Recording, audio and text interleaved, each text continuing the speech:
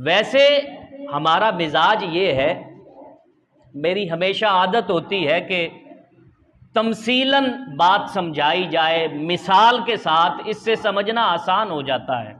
और अल्लाह ने कुरान मजीद में भी फरमाया है कि अगर मखलूक को समझाने के लिए मुझे मच्छर के पर की मिसाल भी देनी पड़े तो मैं इसमें शर्माता नहीं हूँ। तमसील से ज़रा बात और ज़्यादा वाज़े हो जाती है। आप में से अगर कोई शख्स बहुत देर किसी बीमारी में मुब्तला रहे और बीमारी को दूर करने के लिए अगर उसको कोई मशवरा दे कि फ़लाँ जगह पर बहुत अच्छा डॉक्टर है, लिहाजा तुम उसके पास चले जाओ, तुम ठीक हो जाओगे। आप उसके पास गए, उसने आपकी सारी बीमारी की कंडीशन सुनी, तो उसने आपको एक गोली लिख दी और कहा कि इस गोली को खाओ, तुम ठीक हो जाओगे। अब कोई बंदा भी शायद दुनिया में ऐसा ना हो कि जिसको डॉक्टर एक गोली लिख के दे तो वो डॉक्टर से ये सवाल करे कि मैं इस गोली के साथ कैसे ठीक होऊंगा, मैं तो इतनी देर से बीमार हूं और ये एक छोटी सी गोली मेरे साथ क्या करेगी। ऐसा भला क्यों है? ऐसा इसलिए है कि आप डॉक्टर पर एतमाद करते हैं और एतमाद करके उस एक गोली को खा लेते हैं। आपने कभी डॉक्टर से यह सवाल भी नहीं किया कि इस गोली के अज्जाए तरकीबी क्या हैं, इस गोली के अज्जा क्या हैं। आप में से कभी किसी ने डॉक्टर से पैनाडॉल का फार्मूला नहीं पूछा। आप डॉक्टर पर एतमाद करते हैं, एतमाद करके दवाई खाते हैं। काश इतना एतमाद हमें कुरान पर भी हो जाए। एक मुसलमान होने के नाते हम कुरान पर भी इतना एतमाद कर लें कि अल्लाह रब्बुल इज्जत ने फरमा दिया है कि मोमिन फलाह पाने वाले हैं, और फलाह पाने वाले मोमिन वो हैं जो अपनी नमाज को खुशू और खुजू के साथ अदा करते हैं।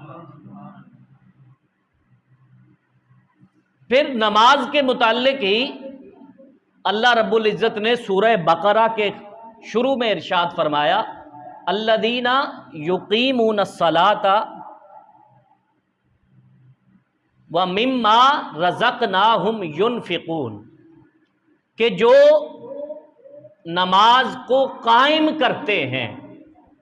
युकीमूनस्सलाता, नमाज को, एक है नमाज को अदा करना, दूसरा लफ्ज़ इस्तेमाल फरमाया व युकीमूनस्सलात, और जो नमाज को कायम करते हैं।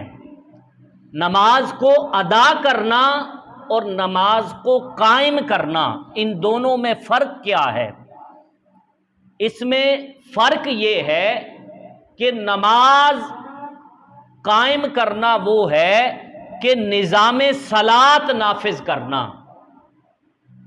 आप में से नौजवान तो शायद ये बात ना जानते हों, बुज़ुर्ग इस बात को जानते होंगे कि ज़ियाउल हक के दौर में ये महल्ले की सतह पर सलात कमेटियाँ बनाई गई थीं।